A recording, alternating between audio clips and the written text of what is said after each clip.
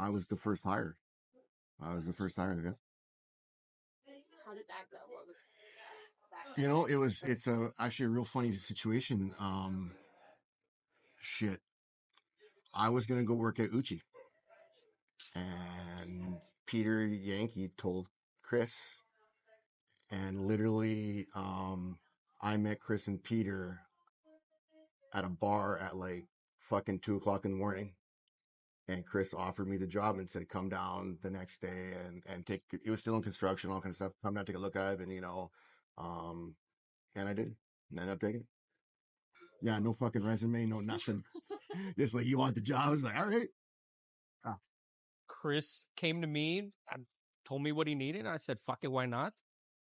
But we all knew it was going to be big, you know?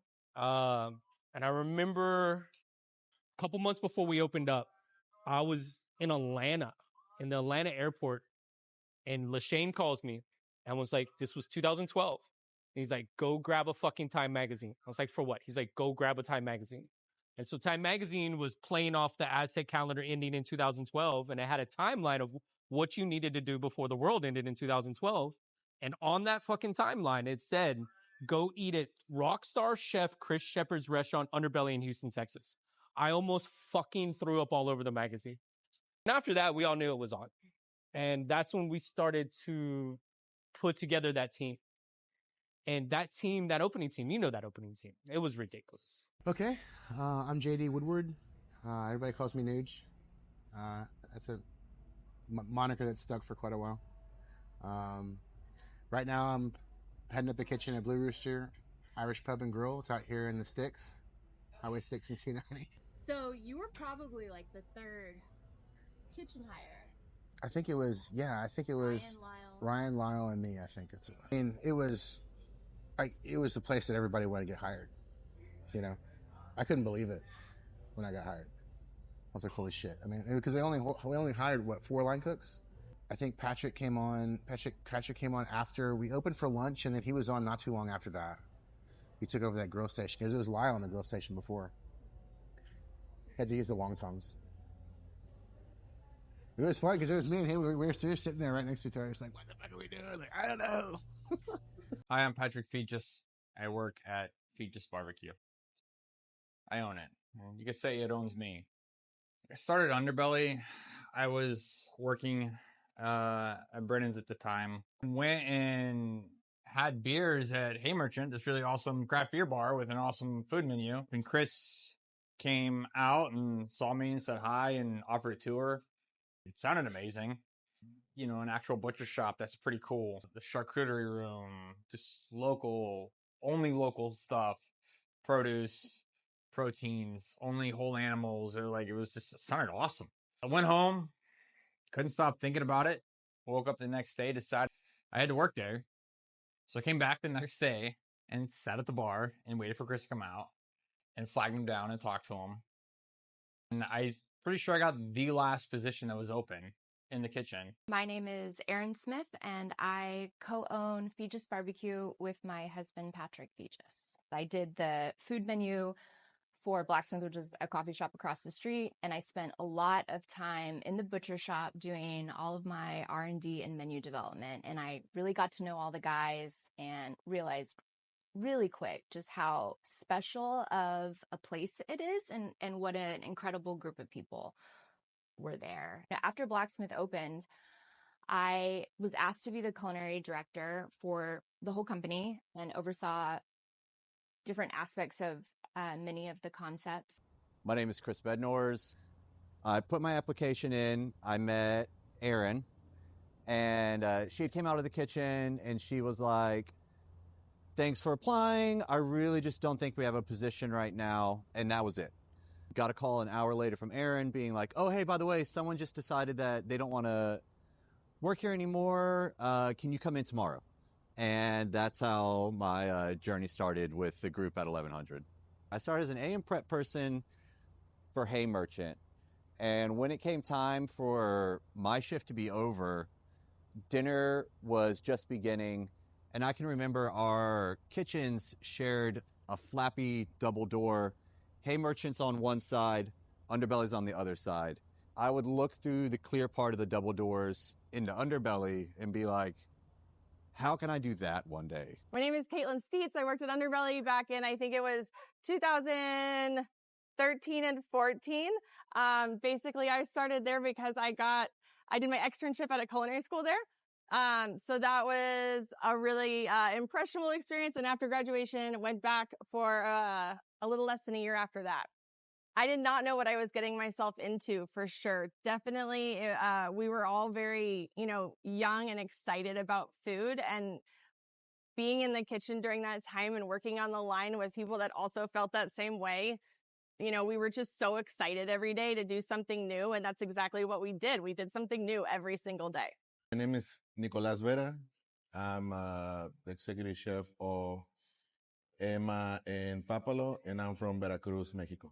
I started working with Chris 12 years ago. Yeah, 12 years ago. My first experience with Chris, it was at the Art Institute. He was looking for a cook. He was doing some kind of filters interviews, and we ended up going 3 students to Underbelly. And at the end, he picked another cook. He called me the next day, and he was, well, I guess the student that I picked never came. So how about if you want to take the job? Like, all right, let's do it. Why not? So who am I? My name's Nick Fine. I was the culinary director for Underbelly Hospitality for about 7 years. I had the opportunity to do a lot of really neat stuff with Chris. I've gotten to go to a couple Super Bowls. We've gotten to go to Switzerland together. I went to Miami. Chris had mentioned the idea of maybe opening up a crazy restaurant called 1/5 that we were going to change concepts every year for 5 years, which like we even knew then that it was a stupid idea. But I think over the years we learned how crazy and ridiculous it was. But at that point, it was so exciting. I had joined the Underbelly team. So my name's Lucas McKinney. I started my journey with Underbelly Hospitality in January of 2018. And then I worked at Underbelly for a week, and I was like, this is the coolest fucking thing ever. I want to work here. And then they sat me down and they were like, we're closing this restaurant, but we're opening Georgia James in the summer. We want you to be part of the opening team. The creativity was always flowing. And it was like, hey, if you have an idea, bring it to the table, So I'd never been in an atmosphere like that before. My favorite memory of Underbelly, one of them is that opening night that we did, the friends and family kind of thing on a Thursday night. And none of us knew the fucking menu until that day. Lashane's about to have a fucking panic attack the night before. And we just walked in and knocked it out. And just the flow of that line, that service, to this day, I don't know if I've been part of a service like that, because we were all smart enough cooks that we didn't even have to fucking say a word to each other. Whoever was getting hit, we'd run down there and help him, and we just moved back and forth. It was just like, it was nuts. Having Maddie, having Daniela, having Patrick, that was Nuji. That honestly probably one of my favorite services I've ever been part of. It was awesome. Like it's fucking crazy there when I look back at like how we threw that together, with the fucking curing room and all this shit that we did, and like the amount of like,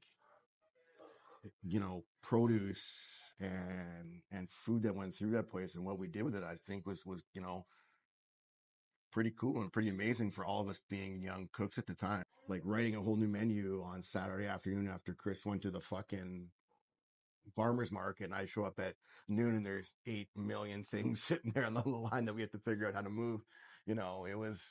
It was hard, but I think it made all of us better cooks, and taught us how to be creative and not just, be a fucking robot back there and to adjust when we had to adjust with this. So, I think it was a very, very important restaurant.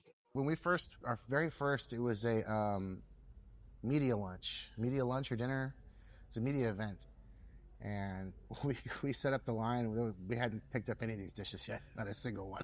We were surfing all the people from like Chronicle, Houston Press, and all this shit. We were just like, here we go, check it out, But it was a special crew though, so it wasn't just anybody putting out anything. And we're sitting there And they're talking about the bread service, and I'll never forget this conversation. We were sitting there, and I was like, "Dude, why are we going back and forth on this so much?" And he looked at me and he said, "Coming to the table and breaking bread with one another is the last like human connection we have, where you put your phone down, nothing else really is going on outside of your table, outside of what's going on with the people that you're with, and you're connecting with them. So we have to do bread service, and it has to be really thoughtful." It's just a completely different world. I came from corporate kitchens, and then you go into this crazy world of people are frantically running around everywhere. There's a goat walking in the door. Here's this farmer that has like these 25 radishes, and you have 4 cooks staring at them being like, this is the greatest thing ever. Like, it was a culture shock. It was a different world to me. Like Wild West of cooking, but at the same time, there was so much, passion, but control in all of it. Chris was not on board with the idea initially, but he did not tell me no. He said, let's try it.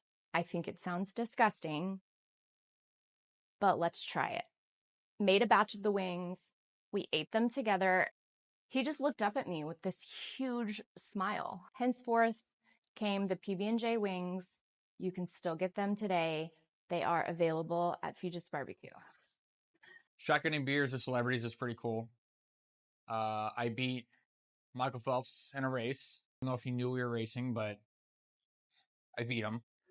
So I don't know how this happened, that randomly we were having like a meeting before service. And I told the crew and Chris the story about me and my dad going back to Veracruz for vacations. And we were super hungry. We drive through this small town before getting to our hometown. And they were having in this small restaurant like a special stew with a green salsa, rice, tortillas. So I ate one of those bowls. I like it. I love it. It was so good that I ended up ordering a second one. And then I asked the server or the cook, or I don't even know, maybe the owner. And she told me that we were eating spider monkey. It was delicious, It is what it is. And from that time, they start calling me Spider Monkey. And just those times that we had after work, when we would do those book clubs and stuff like that, just go grab some beers, everybody sit down, grab some books, talk about what we have in the cooler, talk about the menu for the next day. Those are always my favorite times. Yeah, just being part of that was awesome. Just being able to be part of that was fucking cool. I miss all that.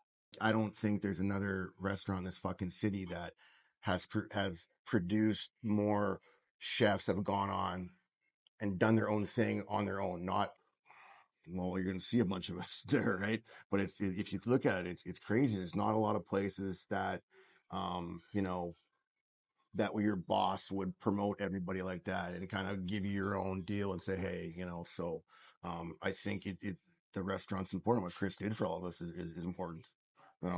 That's something that Chris predicted at the very beginning. I remember one of the very first pre-chefs we sat down with maybe it might have even been an all-staff meeting, but he told everybody, it's like, look around here, and all these people are going to be running kitchens at some point, and that came true.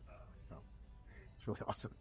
I just think it's so cool to see cooks that you work next to in stations and bumped elbows with every day, seeing them now on James Beard lists, Best New Chefs lists, in magazines, on TV. And it's so exciting to see when at the end of the day, we all started together. And it's amazing to me what we've all been able to do. One thing I was always so proud of my time at Underbelly is how many people that I worked the line next to ended up running their own kitchen. And I think that really is a testament to sort of what we did there and what we learned from it, and, how that set us up for the future. Like, if you could say anything to Chris, like a message, what would you say? Thank you. I'm sorry for being a fucking idiot all those times. Now I understand. Thank you for putting up with me and not firing me. We all know what I'm fucking talking about. Throughout the years, he's become more like family than anything else to me, And I love that dude. I got his back no matter what. I'd say, thank you for giving me a shot. Thanks for backing me up. Thanks for continuing to support all of us, after Underbelly was over and gone. We're doing our own projects and stuff like that, and like, he turned most of us into the cooks that we are, and that meant a lot. I guess just a big thank you. You know, I don't think I'd be half the person I am or half the leader I am without him driving me.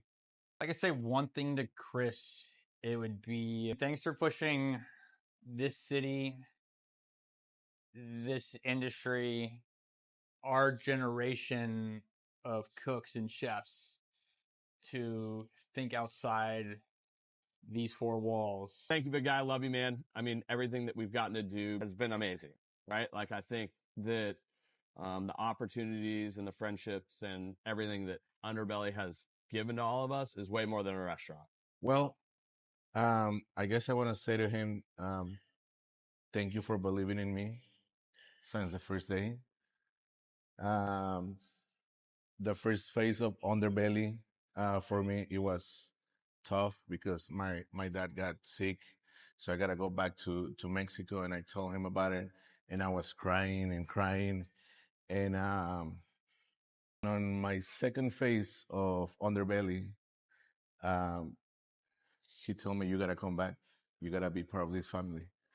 And I say, let's do it. But I knew that mentally I was not ready for it. It was pretty hard.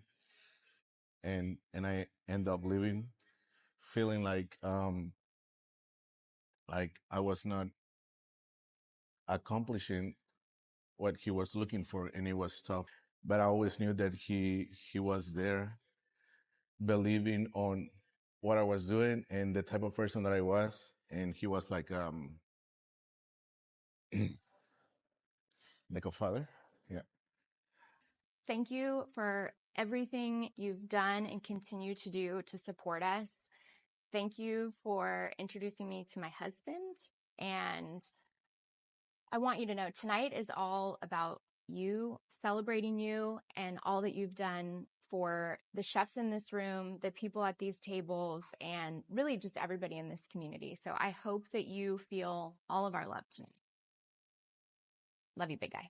Oh God, I can't talk about a lot of that shit. Fuck crazy, you know, but it was you know, a lot of shit went on there, but it was fun. It was fun. It stays in the butcher room. What happens in the butcher room stays in the butcher room, kind of things. Yeah, I remember the pig rocket. Are we allowed to talk about it? Oh, how could I fucking forget the pig rocket? And I remember when Chris told us about it, me and Ryan kind of just looked at each other, was like, this ain't gonna fucking happen, like, you know? And then all of a sudden, a couple weeks later, it shows up in the back, and Spencer's so fucking proud of it. And me and Ryan are like looking at this thing like, are you fucking serious? And then one of my favorite videos from then, we were all standing around looking at the pig rocket, like, oh my God, we're really doing this. And then all of a sudden, boom, and everybody just fucking scatters. That was awesome. I told you the pig rocket was a bad idea.